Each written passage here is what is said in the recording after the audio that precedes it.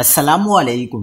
कराची में अनोखी डकैती, डाकुओं ने डीएसपी को भी न छोड़ा। लाखों रुपए की डकैती आखिर कैसे हुई? इंतहाई हैरानकुन तफसीलात सामने आ गए। क्या आप हालात हाजरा से आगाही हासिल करना चाहते हैं? खबर के पीछे छुपे असल हकाइक जानना चाहते हैं?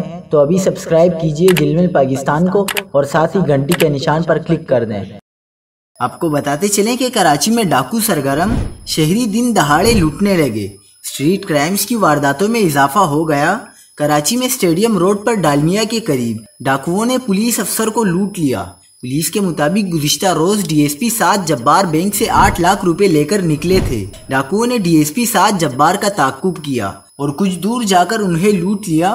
पुलिस का कहना है कि वाक़ये का मुकदमा दर्ज करके सीसीटीवी फुटेजेस हासिल कर रहे हैं। दूसरी जानिब सोशल मीडिया पर वायरल समन आबाद में डकैती की वीडियो के तीनों मुल्जिमान अजीज भट्टी थाने के हुदूद से गिरफ्तार कर लिए गए। मुल्जिमान मोहम्मद सलीम, अकबर खान और अब्दुल रऊफ के कब्जे से असला और छीनी हुई मोटरसाइकिल बरामद कर ली गई।